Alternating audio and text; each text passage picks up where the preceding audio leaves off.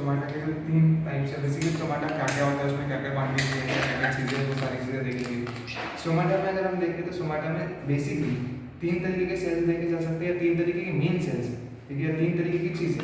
First one, these are the cells, okay, these are the cells, ये होते हैं, these are the cells, ये सारे सेल्स हैं, और इसके बाहर भी सेल्स है, डोंट मीन कि इसके बाहर कोई सेल्स नहीं है, इसके बाहर भी सेल्स हमको दिखेंगे ही दिखेंगे फॉर श्योर, बट ये सेल्स अलग है। जो सेल्स मैंने पहले निकाले हैं, पहली लेयर में निकाली है सेल्स की, वो सेल्स अलग है और ये सेल्स अलग है। So this outermost cells are called epidermal cells. I repeat, epidermal cells. These are the cells called as epidermal cells. उसके अंदर जो सेल्स होते हैं, these cells are called as subsidiary cells. और these cells are to be called as, ये जो sales होते हैं इनका काम basically these are subsidiary cells. Subsidiary cells का काम क्या होता है वो सारी चीजें जानते हैं, लेकिन फिलहाल हम देखते हैं कि स्ट्रक्चर में कौन से सेल है, क्या बना है, क्या क्या सेल्स है, वो देखते हैं। So these are called subsidiary sales,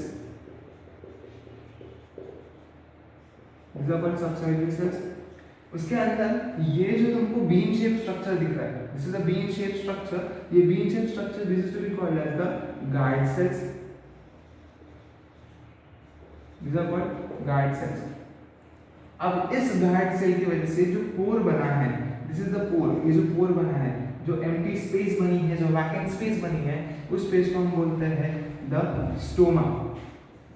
I repeat, stoma, इसको स्टोमा बोलते हैं। और स्टोमा को सही तरीके से समझने का सिर्फ यही सिंपल तरीका है समझना है, अगर तुमको stoma what is mean stoma, nothing but stoma is a condition, stoma is a pore जिसमें से पानी ट्रांसपिरेशन होगा। जब पानी ट्रांसपिरेशन होता है तो इसी पोर से पानी इवापोरेट होगा, जो वेपर्स निकलेंगे वो इसी पोर से निकलेंगे। So this is a stomatal pore, ये भी बोल सकते हैं स्टोमेटल पोर, लेकिन the best name given to it is called as stoma. हमको इन्हीं चीज के बारे में समझना है, स्टोमा पोर के बारे में समझना है, गार्ड सेल्स के बारे में समझना है, सारी चीजों के बारे में समझना है। One more variation is also been seen, यहाँ पे और एक वेरिएशन हमको दिखता है कि यहाँ पे ये जो शेप सेल्स है, मतलब जो हमारे गार्ड सेल्स है, ये बीन शेप के, these are in a bean shape, but there is again one kind of shape, एक और तरीके का शेप है जिसको हम बोलते हैं डम्बल शेप। डम्बल शेप जो होता है वो थोड़ा सा अलग, डम्बल शेप के गार्ड सेल्स होते हैं वो डम्बल शेप के होते हैं, कुछ इस तरीके से।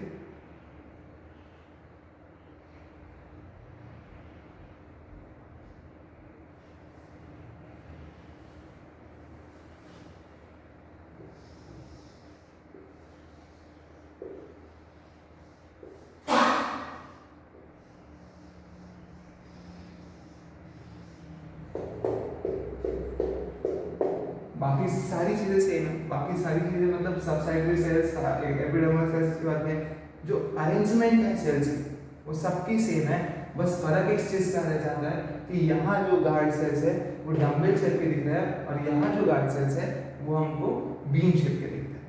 हायर प्लांट्स, मोस्टली जो प्लांट्स देखते हैं जैसे मोस्ट ऑफ द प्लांट्स, जैसे कि for example a plant of people, a plant of Neem, a plant of banana, a plant of any particular plant, जो भी तुमको प्लांट दिखते हैं उनके पत्ते जिनमें तुमको देख पाते हो, उन सब में ऑलमोस्ट सब में तुमको यही वाला स्ट्रक्चर दिखेगा, stomata. And repeat, you will get the structure of a bean shape stomata in every each and most of the plants. मैं ये बोल सकता हूँ कि मोस्ट ऑफ द प्लांट्स में तुमको ये स्ट्रक्चर मिलता है। But in some cases like जो भी पर्टिकुलर ग्रासेस होंगी, जितने भी ग्रासेस है उन ग्रासेस में तुमको बड़े आसानी से, या तुमको जो ग्रासेस दिखेगी उन ग्रासेस में तुमको ये वाला स्ट्रक्चर दिखेगा। आई रिपीट, यहाँ पे तुमको ये वाला स्ट्रक्चर दिखेगा। क्यों? ये क्या करता है, यहाँ पे इनकी जो अरेंजमेंट है यही एक डिफरेंशिएशन है जो इनको डिफरेंट करती है, अलग करती है। सो ये ग्रासेस में दिखेंगे, this will be seen in grasses, जितने भी ग्रासेस होंगे दुनिया में, and this will be seen in more of the leaf like structures, जो कि जिसको हम डॉर्सी वेंट्रल लीफ बोलते हैं। I repeat, dorsiventral leaf, एक होता है डॉर्सी वेंट्रल लीफ और एक होता है isobilateral leaf. Isobilateral leaf is example of grasses, isobilateral, iso same, bilateral आगे पीछे से सेम होने वाले ग्रासेस। अगर ग्रासेस की लीफ देखोगे तो आगे पीछे से लगभग सेम होती है, इसलिए आइसोबाइलेटरल लीव्स में तुमको बेसिकली ये चीजें दिखती है, डम्बल शेप स्टोमाटा दिखता है, whereas bilateral लीव्स में जो डॉर्सी वेंट्रल लीव्स जो होते हैं, डॉर्सी वेंट्रल लीफ में तुमको इस तरीके के स्टोमाटा दिखते हैं, जो कि ये पर्टिकुलर डम्बल या सॉरी गार्ड सेल जो होता है वो बीन शेप का होता है। So these are the two. एक एक्सेप्शन भी है यहाँ पे, there is a plant called Cyperus. I repeat, there is a plant called Cyperus, CYPERUS। ये साइफरस प्लांट जो है, इस प्लांट में तुमको डम्बल शेप के भी स्टोमाटा देखने मिलते हैं और बीन शेप के भी स्टोमाटा मिलते हैं, दोनों ही स्टोमाटा देखने मिलते हैं साइफरस में। एक एक करके थोड़ा सा फटाफट जान लेते हैं कि what about this particular things, एक एक चीज जान लेते हैं कि सबसेलुलर सेल्स का क्या काम है, बीन सेल का क्या काम होता है, या व्हाटएवर द थिंग्स आर, एक एक करके जानते हैं उनके बारे में। तो अभी तक तुमको वेरिएशन पता चल गया स्टोमाटा के, अभी हम जान लेंगे कि क्या काम है तीनों का, what is the use of three particular cell. मैंने बताया हम कंप्लीट स्टोमाटा apparatus मतलब गार्ड सेल, उसके बाद में सेकंड आता है हमारे सबसाइडरी सेल्स और स्टोमा। इन तीनों का हमारे लिए काम है, एक्सेसरी सेल्स का हमारे लिए काम होता है। सबसाइडरी सेल्स को और एक नाम दिया जाता है, चलो उसके बाद में थोड़ा देखते हैं। सबसे पहले हम बात करेंगे about the guard sales. So guard cells क्या करते हैं, व्हाट आर गार्ड सेल्स और what is the work of guard cells.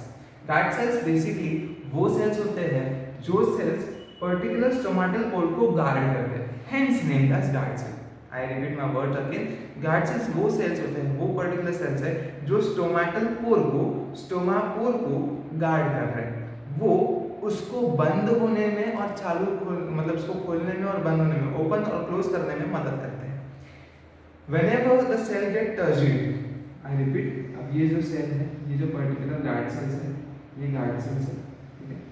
जब भी ये टर्जिड हो जाएंगे, टर्जिड, अब टर्जिडिटी का मतलब तुमको पता है, अगर किसी सेल में एंडोऑस्मोसिस होता है, एंडोऑस्मोसिस का मतलब पानी अंदर जाना, तो पानी अंदर जाता है और पानी अंदर जाने के बाद अगर ये फूल जाता है तो इसको हम बोलते हैं एंडोऑस्मोसिस। और जब ये फूलेगा, ऑब्वियसली पानी अंदर जाएगा, प्रेशर बढ़ेगा एंड द सेल, क्या कौन सा प्रेशर बढ़ेगा, टर्गर प्रेशर बढ़ेगा, टर्गर प्रेशर बढ़ेगा तो उसके वजह से क्या होगा, टर्जिडिटी इंक्रीज होगी, टर्जिडिटी बढ़ेगी। तो ये टर्जिडिटी यहाँ बढ़ेगी एंड टर्जिडिटी बढ़ने की वजह से सेल जो है वो फूल जाएगा, जिसके वजह से जो स्टोमा है वो ओपन होगा। आई रिपीट, जो स्टोमा है वो ओपन होगा। अक्सर हम ये सोच बैठते हैं कि टर्जिडिटी इंक्रीज होगी तो वो सिकुड़ मतलब पूरा चिपक जाएगा और स्टोमाटा क्लोज हो जाएगा। नहीं, जब टर्जिडिटी बढ़ेगी तो स्टोमा ओपन होगा, पर जब फ्लैसिडिटी आएगी या सेल प्लाज्मोलाइज्ड हो जाएगा, इसमें शाम होते ही पानी बाहर निकलना चालू हो जाएगा। पानी किसकी वजह से बाहर निकलता है वो भी देखेंगे। शाम होगी, प्लाज्मोलाइसिस होगा, प्लाज्मोलाइसिस होने की वजह से सेल फ्लैसिड बनेंगे। पहले तो सेल पहले फ्लैसिड बनेंगे and once they are flaccid वो सिकुड़ जाएंगे, वो कंप्लीटली श्रिंक हो जाएंगे एंड श्रिंक होने के बाद उसका स्टेज आएगा, the stage will called as plasmolysed cell. Cell का प्लाज्मोलाइसिस हो गया, सेल श्रिंक हो गए, और जैसे ही सेल श्रिंक हो जाते हैं, द मूवमेंट जहाँ ये श्रिंक हो गए पूरी तरीके से, जो स्टोमाटा है वो ओपन से अब हो जाएगा closed, it will become closed. I will repeat, it will become closed at the condition of shrinking. जहाँ वो श्रिंक हो गए, क्लोज हो गया, जहाँ वो टर्जिड हो गए, खुल गया, ओपन हो गया, ठीक है। सो मेरे को ये बताओ पहले कि गार्ड सेल्स या इन चीज़ों के बारे में तुमको सबको क्लियर है। अगर किसी को कोई सवाल है, मैं सामने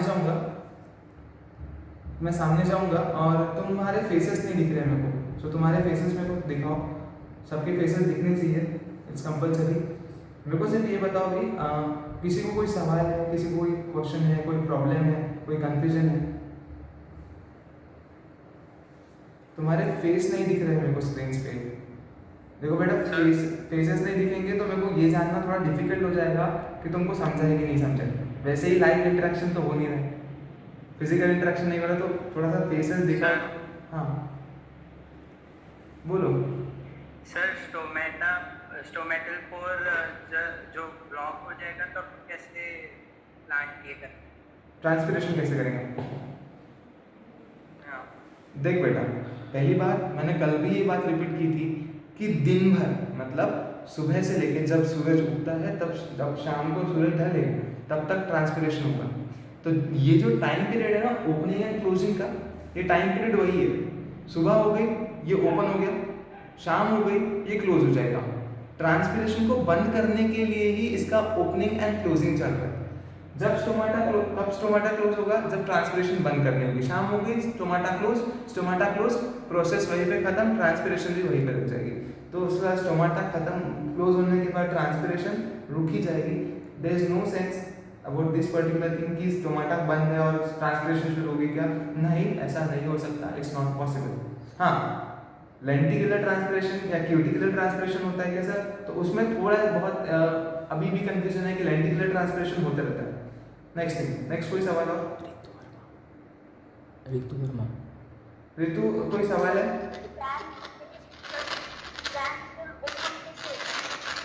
फेसेस नहीं दिख रहे तुम्हारे ऋतु,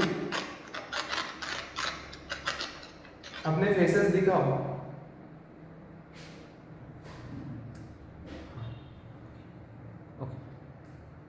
किसी को और सवाल कोई?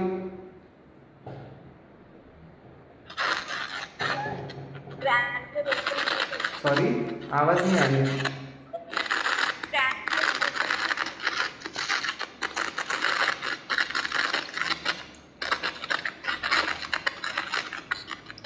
सॉरी, आवाज नहीं आ रही है। अब जिसका आवाज नहीं आ रहा है, जिसको क्वेश्चन पूछना है, वो मेरे को मैसेज भी कर सकता है। वहाँ मैसेज का ऑप्शन है, चैट का ऑप्शन है, वो चैट में अपना मैसेज भेजो। अगर नहीं आवाज आ रही है तो चैट में अपना मैसेज भेज सकते हो, सवाल भेज सकते हो। सर हाँ सर, आफ्टर शेडिंग लीव्स हाँ, फिर ट्रांसपिरेशन कैसे होगा? कंडीशन तभी आ सकती है जब पतझड़ का मौसम हो।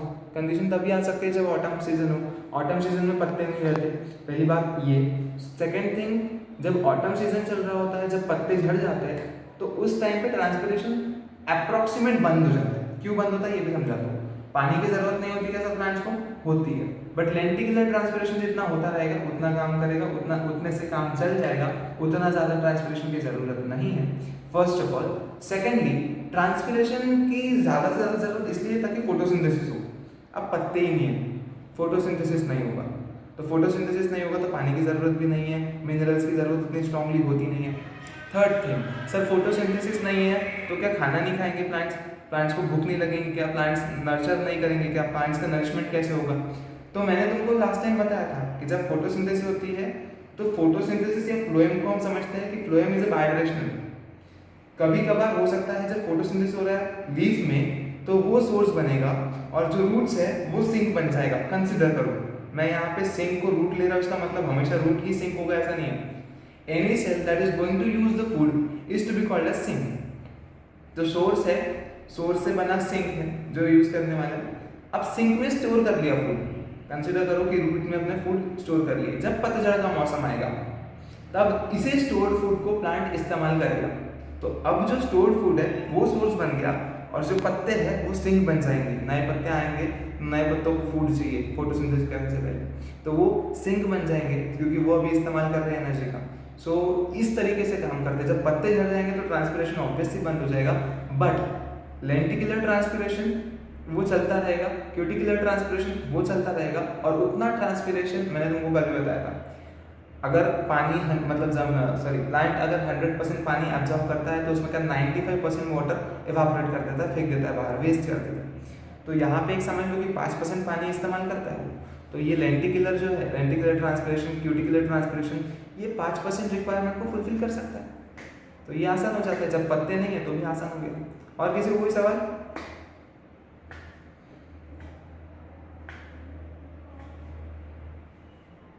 और किसी को कोई सवाल?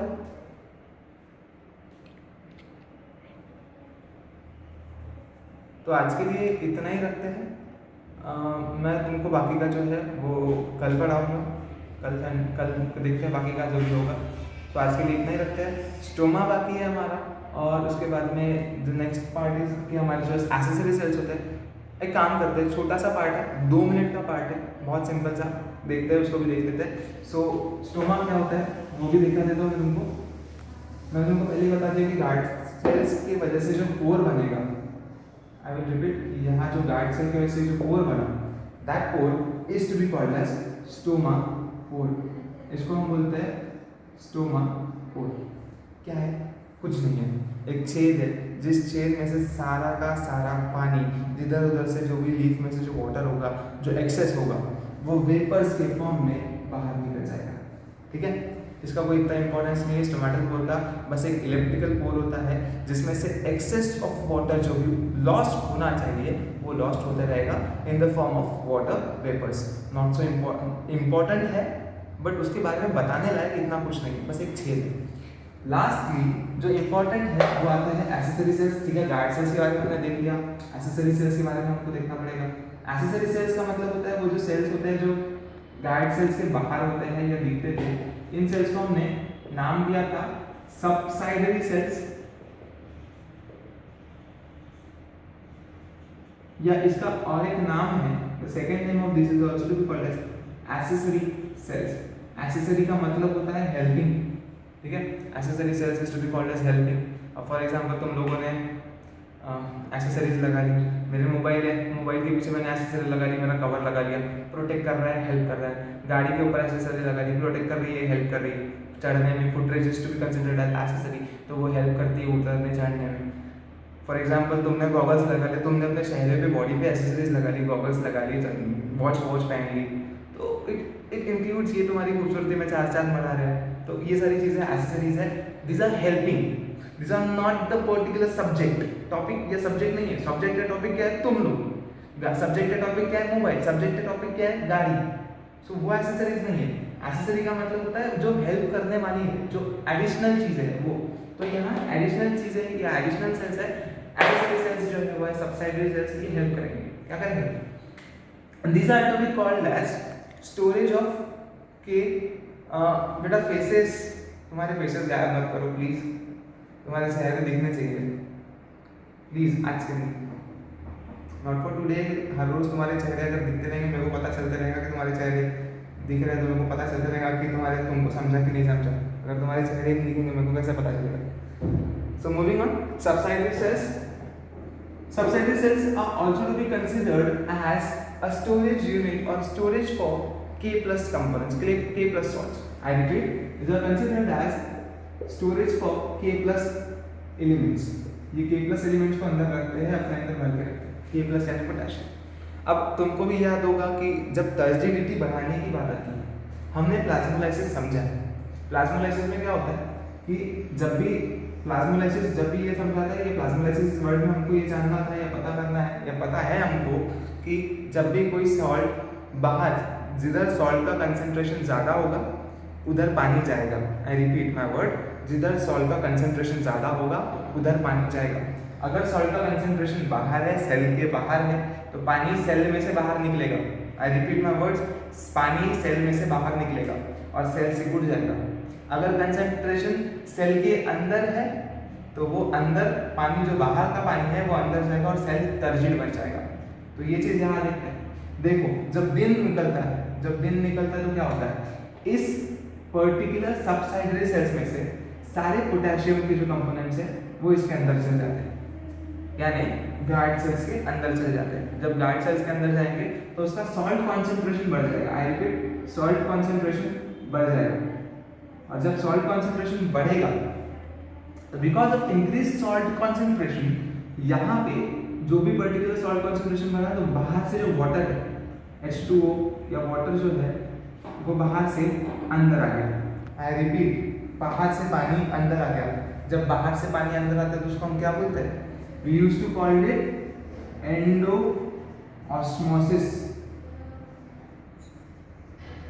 We used to call this endo osmosis, उसको हम एंडो ऑस्मोसिस बोलते हैं। तो एंडो ऑस्मोसिस होगा, पानी अंदर गया, टर्गर प्रेशर बढ़ा, टर्जिडिटी बढ़ी।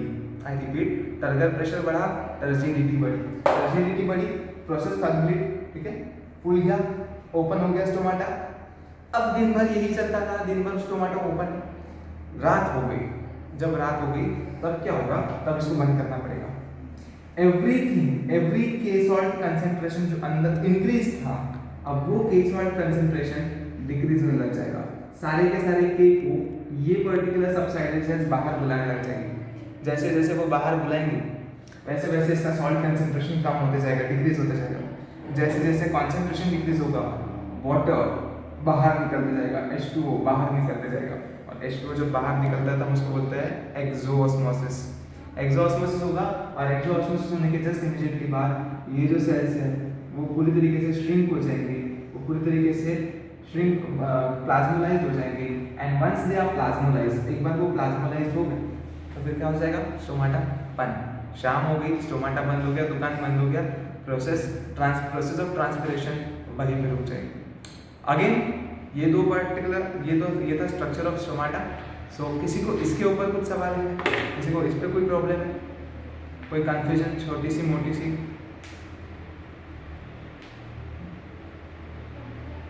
Sir, change of water is occurred by iron. Yes, change of water is occurred by ions. Salt has nothing to do with it. Salt particular ionic form में जाएगा। Keep in mind this is to be called as diffusion. जब भी हम salt को लेते हैं और पानी में मिक्स करते हैं वो आयनिक फॉर्म में डिसॉल्व हो जाता है, उसको आयनिक फॉर्म कन्वर्ट हो जाता है। ध्यान रख, इसको ना ब्रेकिंग मत बोल देना। This is not breaking of bond, this is called diffusion. यहाँ पे फॉर एग्जाम्पल मैंने NaCl लिया, ठीक है, and it is a neutral product. NaCl is a neutral product, keep in mind. लेकिन मैंने इसी NaCl को पानी में मिलाया तो NaCl डिफ्यूज हो जाएगा into Na+ and Cl- ions, तो आयनिक फॉर्म का आ गया। हमने ये बोला था सॉल्ट कॉन्सेंट्रेशन, इसलिए मैंने बोला क्योंकि आयनिक फॉर्म आ गया। यहाँ पे NaCl नहीं होगा तो KCl होगा। आयन तो बन नहीं वाले, सॉल्ट पानी में तो मिल नहीं वाला, पानी में जहाँ मिल गया वो बन गया आयनिक फॉर्म में। और किसी को? Sir, what is alternate organ for plant to respirate for transpiration? What is alternate organ for plant transpiration? Alternate organs हमने देखे, क्यूटिकल, लेंटिकुलर और स्टोमाटा, ये तीन ही है। तो जहाँ स्टोमाटा नहीं होगा वहाँ लेंटिकुलर क्यूटिकल अपना काम करेंगे, और लेंटिकुलर क्यूटिकल तो अपना काम करना या ठीक है, हम ये मान सकते हैं कि पत्ते झड़ जाते हैं सर, लेकिन कभी ये सुना है क्या कि पूरा का पूरा स्टेम झड़ गया, पूरा का पूरा स्टेम खराब हो गया? ऐसा तो कभी नहीं होता ना। सो वो चीज़ जो है वो चीज़ एक तरीके से ऐसी है कि हम ये मान सकते हैं कि that things can shed off, but stem never would be shed off. Stem कभी भी शेड ऑफ नहीं हो सकता। तो वो चीज़ें हैं, that is cuticles and lenticels. सबको क्लियर है? होपिंग सो। चलो फिर आज के लिए इतना ही रखते हैं।